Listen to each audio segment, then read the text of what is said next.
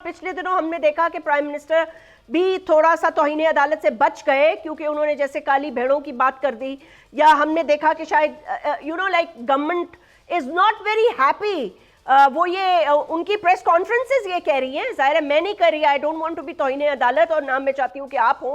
उनकी ये press conferences से हमें और उनकी बातचीत से हमें ये पता चलता है कि उनको खुशी नहीं है। वो ये समझते हैं कि रिलीफ ज्यादा दिया जा रहा है, स्पेशली 9 मई के बाद भी रिलीफ दिया जा रहा है, और वो उनको लगता है कि जैसे जुडिशरी जो है currently is more you know what I'm saying, lenient, let's say lenient towards a party.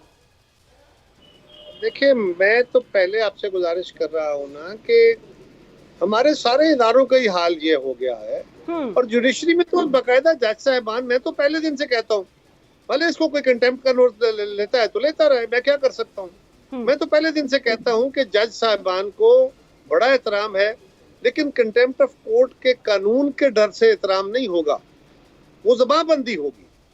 जज साहबान को अपने फैसलों के जरिए बोलना चाहिए। वो जितनी कमेंट्री करेंगे, जितने कमेंट्स पास करेंगे, जो जजमेंट का हिस्सा नहीं होंगे वो उसी वक्त रिपोर्ट होंगे। जजमेंट पीछे रह गई, उनके जो कहे हुए लफ्ज है वो ज्यादा आगे चले जाएंगे। अभी तक कोई जजमेंट तो नहीं आई, लेकिन उस पर 3 दिन से बहसें हो रही हैं। तो क्यों हो रही हैं? इसलिए कि जज साहबान ने कमेंट्री की है, वो कमेंट्स उनको पास नहीं करने चाहिए, बल्कि उनको दोनों तरफ की बातें सुन के फैसले करने चाहिए और अपने फैसलों से बोलना चाहिए। बिलाशुबा हमारे जज साहबान के बारे में जिस तरह आप कह रही है कि लीनियंसी नजर आती है, ये सिर्फ आपका नहीं, बहुत सारे मीडिया का ये ख्याल है, बहुत सारे लोगों का ये ख्याल है कैसा है।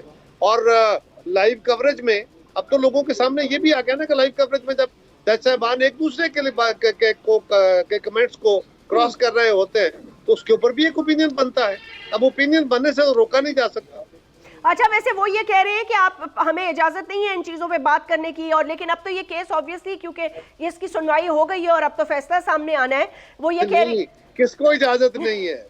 मतलब उन्होंने पेमरा के थ्रू कहा है ना कि आप मतलब वो जब फैसल वाडा साहब का मामला हो गया था ना, तो उसके बाद उन्होंने बड़ी ज्यादा सख्ती से तनकीद की थी और उन्होंने कहा था आप किस तरह ये तनकीद करते हैं और किस तरह आप ये बोलते हैं, और जिस तरह आप ये और फिर अतर मिनल्ला साहब ने एक लफ्ज भी इस्तेमाल कर लिया उनके लिए कि भाई प्रॉक्सी के तौर पर उनको इस्तेमाल किया जा रहा है। तो वो अफसोस की बात है कि जज साहब किसी को प्रॉक्सी कह लें तो कह लें, किसी की तौहीन नहीं होती। वो भी फैसल वाडा साहब अपर हाउस के मेंबर हैं, उनकी भी तौहीन होती है। इस पाकिस्तान के शहरी की भी एक इज्जत है। जज साहबान का बहुत एहतराम है।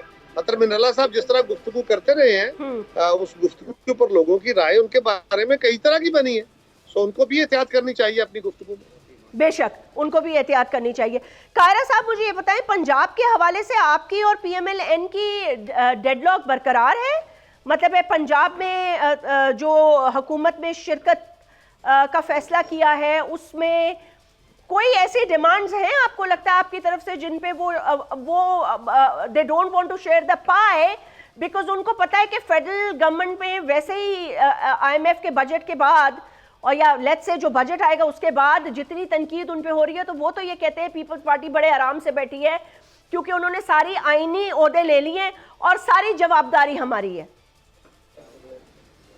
पहली बात तो ये है कि ये थीसिस भी गलत है कि जवाबदारी हमारी है। जवाबदारी तो सारी हुकूमत की है और हुकूमत के अंदर तो हम भी बैठे हैं। हमें भी आप कल मीडिया वाले छोड़ेंगे, आप भी हमसे सवाल करेंगे कि आप भी हुकूमत लेके बैठे हुए, तो ये आर्गुमेंट बड़ा कमजोर है। ठीक। दूसरी बात यह है कि पंजाब के अंदर हमारी कोई मुज़ाकरात हुए हैं, कोई डील हुई है, कोई डेडलॉक हुआ है? बिल्कुल नहीं, मेरे इल्म के मुताबिक तो कुछ नहीं है, क्योंकि हमारी जमात ने ये फैसला किया हुआ है कि हम एग्जीक्यूटिव अथॉरिटी में नहीं आएंगे।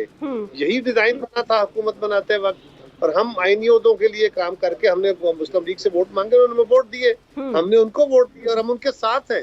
लेकिन ऐसी कोई बात कि हम पंजाब में नहीं आ रहे हैं और मरकज में आ रहे हैं, तो मरकज में नहीं आ रहे, पंजाब में आ रहे हैं।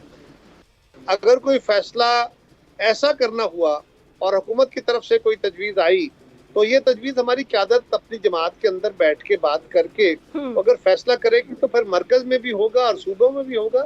ये तो नहीं होता कि इस मरकज में हो और सूबों में ना हो।